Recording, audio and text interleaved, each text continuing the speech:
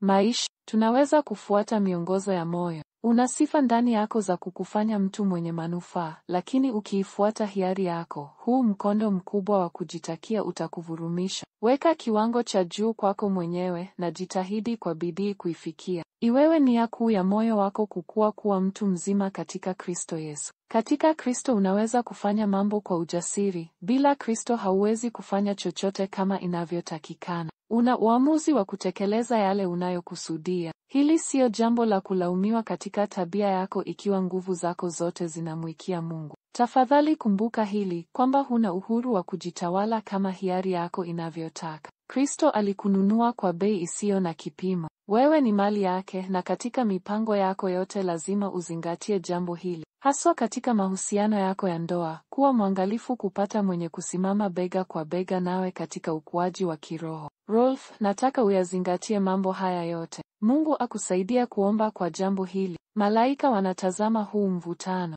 Na kuacha na jambo hili kwa wewe kuliangalia na kuamua mwenyewe. Mungu akubariki sana. Pia usisahau kutembelea channel yetu ya YouTube na kusubscribe.